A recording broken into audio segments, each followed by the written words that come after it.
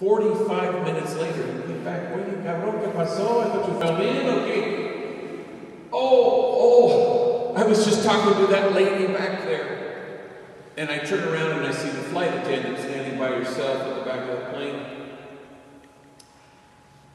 I made her cry. I hope that's okay. I go, Gabriel, it might depend on what you actually said to this woman. Well, she saw my Homeboy Industries shirt and she saw my tattoos, and I don't know. She asked me a gang of questions. So I gave her a tour of the office. At 34,000 feet, Gabriel walks this woman through the office. Introduces her to the job developers. Hands her goggles so she can watch tattoos being removed. Gives her a hairnet so she can observe rival enemy gang members baking bread together. And I told her last night we made history. For the first time in the history of this country, 3 gang members walked into the White House. We had dinner there. I told her the food tasted nasty.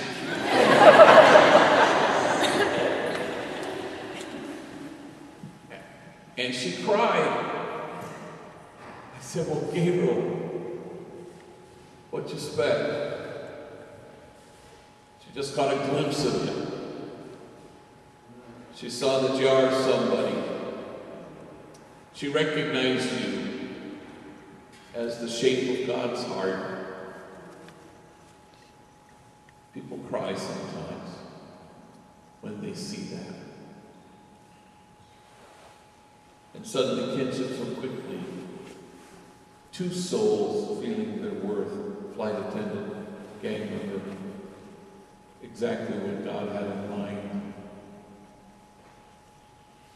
That you be one. It's mutual.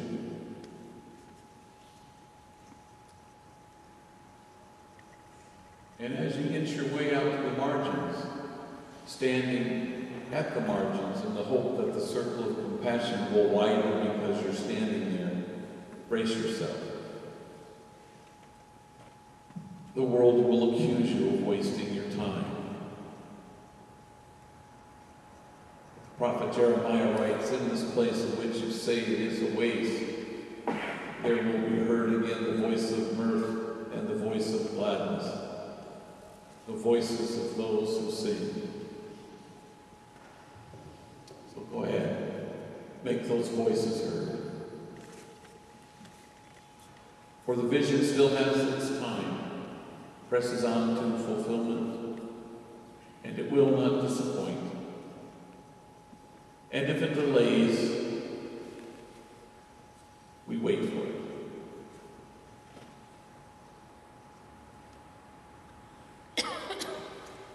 Thank you very much.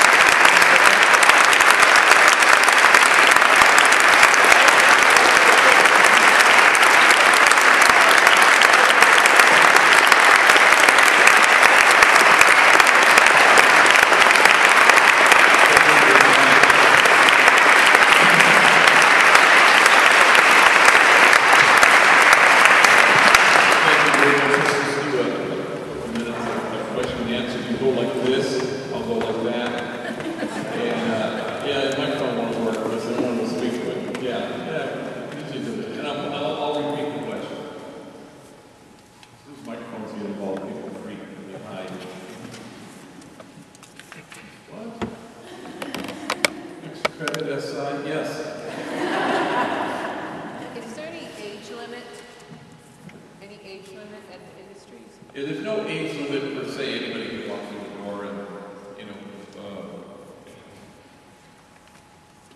everybody's going to get some kind of help. But in order to work, if you worked in a Target or someplace like that, you'd have to be 16.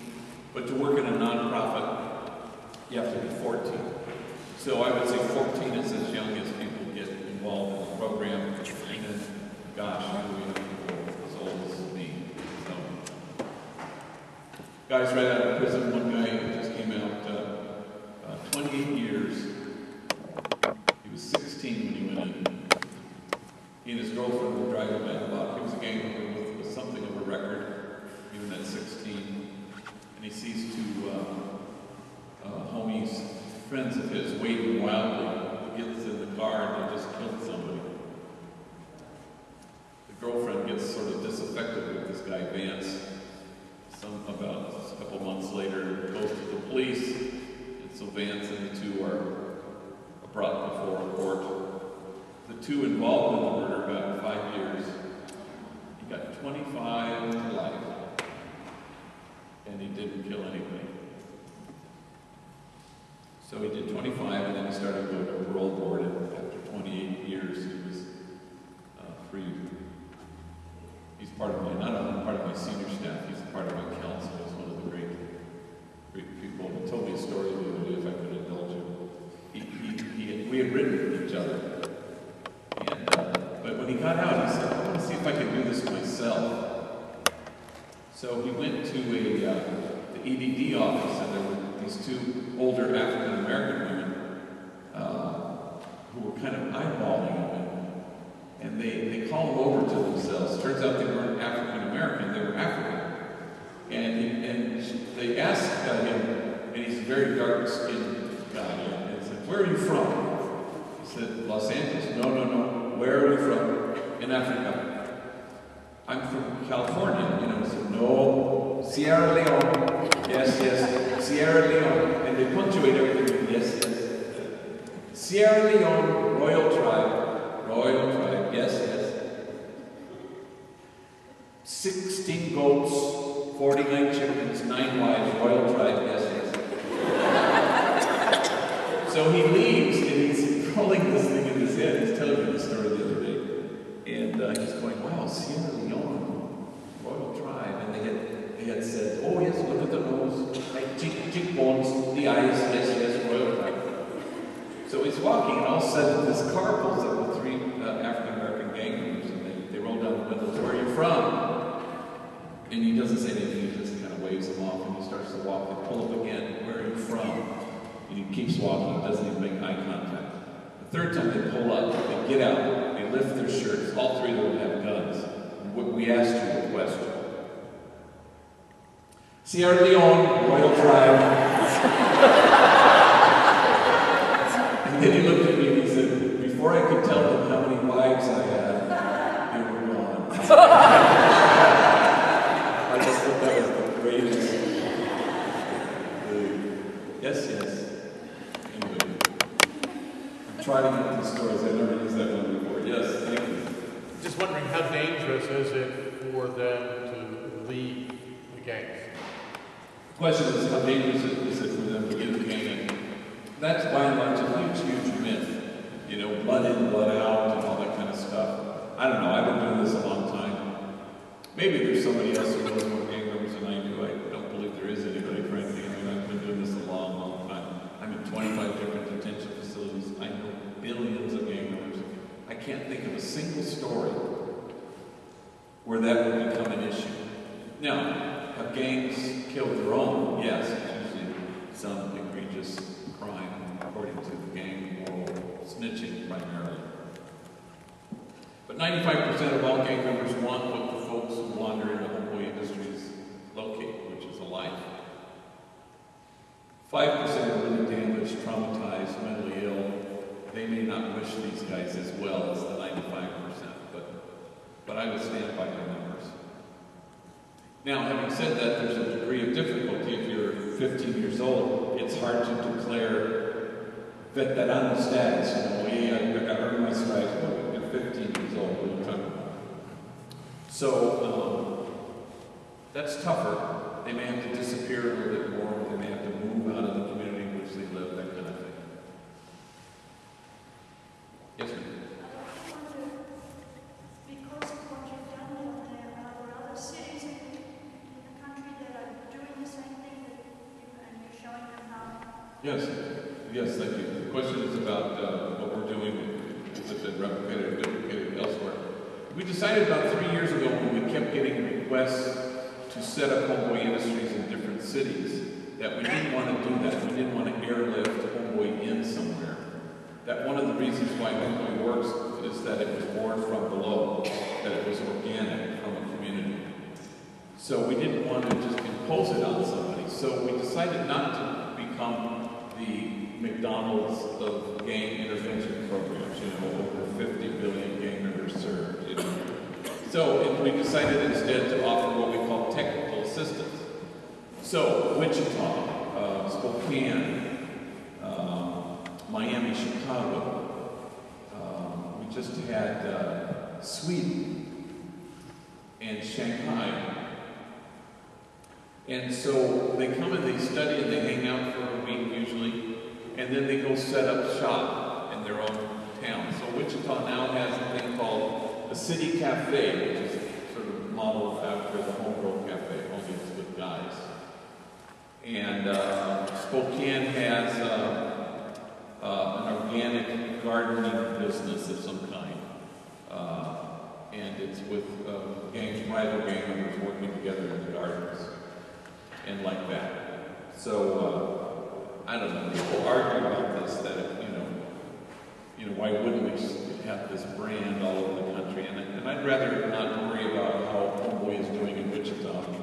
It's hard enough for me to handle LA. Yes, ma'am. Extra credit. Yes, there we go.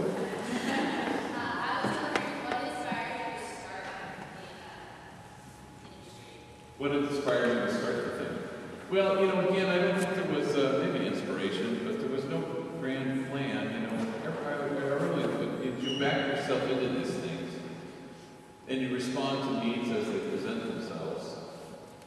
And I don't think, I never thought about doing anything like this. I certainly, when I came to Dolores Mission, I didn't even know there was a gang issue there, even though I was from the same city. So I think it has to be about concrete help. A lot of people want to do a lot of other things. Like they want to give advice. Or I remember a volunteer, a woman said, I really want to volunteer at Homeboy Industries. I said, really, why? Because I feel I have a message that these young men need to hear. And I said, great, the minute you lose the message, give me a call. Because we always want to have it be about inserting message here, when in fact it's about here, and it's about concrete help. And I've been on panels, endless panels, and I mean endless panels, where you give the very well-meaning minister. Oftentimes they're recovered gang members. And we're rolling up our sleeves and trying to figure this one out, from jobs to the economy to racism, and talk about all the elements that contribute to gang existence. And then inevitably the person will say, I don't know why we're talking about jobs when we only need to talk about one thing. Jesus is your personal Savior. And I don't know anybody who would be more offended by that statement than, of course, Jesus is your personal Savior. Because if it's not about concrete help, Jesus is not that interested.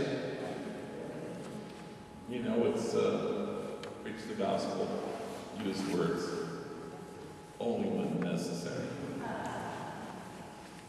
Yes? 25 years, what's your secret? What's my secret? To staying slim and full hair. And more gray. The secret always is to delight in your life. Life is either a teacher or a burden. And you sort of get to choose, which is nice. So every day I just love walking into the office, and it's kind of a love fest, and everybody's hugging each other, and people are so... A kid, just the other day, I call him Goldilocks, everybody has these nicknames for each other, and he looks like Baby Huey. I'm dating myself, but from this old cartoon, Baby Huey, his head looks like a light bulb with big-ass ears, and nicest kid on the planet. And, he showed up. He was homeless. He was released from jail. He was only like 20, but he looks like he's 13. And